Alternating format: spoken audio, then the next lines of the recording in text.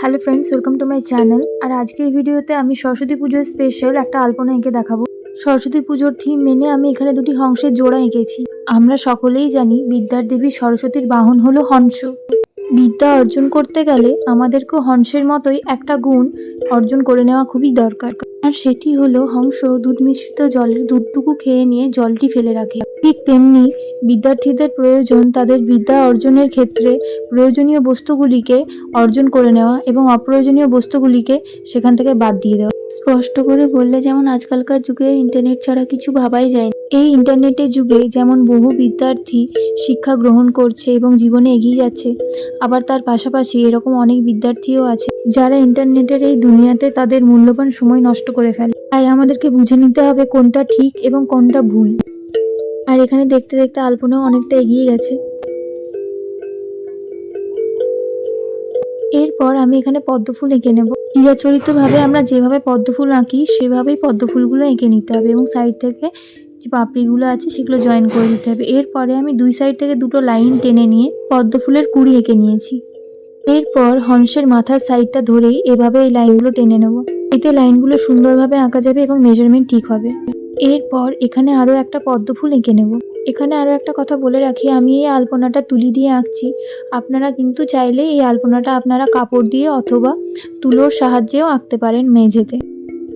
এরপর পদ্মফুলের নিচের সাইডটাতে দুটো আমি স্ক্রোল এঁকে নিচের দিকে লাইনের মতো করে টেনে নিয়েছি। আলপনায় কালার কম্বিনেশন একটা গুরুত্বপূর্ণ বিষয়, তাই প্রথমেই আমি একটা কথা বলে রাখি যে এই পুরো আলপনাটা আমি সাদা রং দিয়ে এঁকেছি।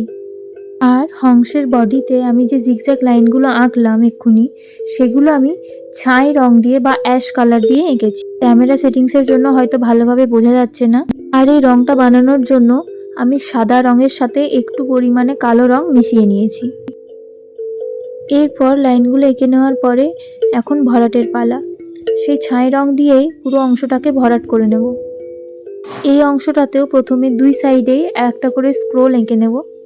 উপরের এই অংশটাতে বোথ সাইডে এভাবে ট্রায়াঙ্গেল এঁকে নিয়ে এটাকে ভরাট করে দেব।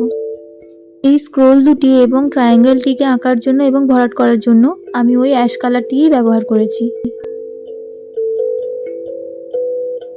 এরপর বাইরের দিক থেকে একটা করে স্ক্রোল এঁকে নিয়ে অ্যাড করে দিতে হবে। এই মুহূর্তে আমি আবারও অ্যাশ কালারটাই ব্যবহার করছি।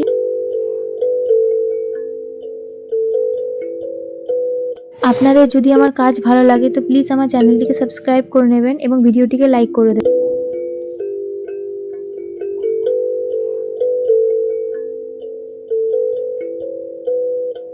মাঝের এই খালি অংশগুলোতে একটা করে স্ক্রোল এঁকে নিয়ে জয়েন করে দিতে হবে।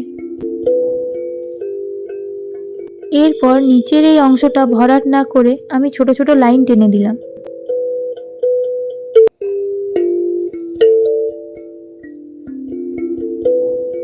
একইভাবে অপোজিট সাইডেও নিচের এই অংশটাতে ছোট ছোট লাইন টেনে নেব।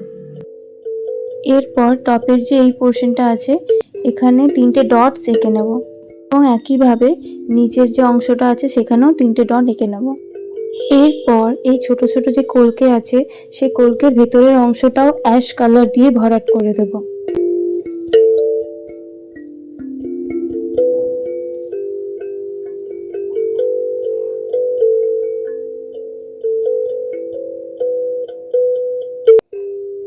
এরপর লোটাসের যে মাঝের অংশটা আছে সেখানেও অ্যাশ কালার দিয়ে ভরাট করে দেবো।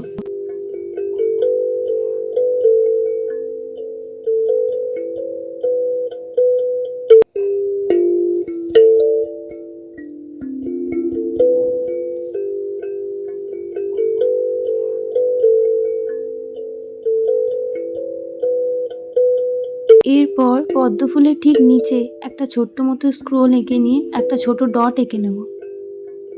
আর এখানে আমার ভিডিওটা কমপ্লিট হয়ে গেছে। আপনাদের সকলকে জানাই সরস্বতী পুজোর অগ্রিম শুভেচ্ছা। আপনারা সকলে ভালো থাকবেন। আবার দেখা হবে নেক্সট ভিডিও।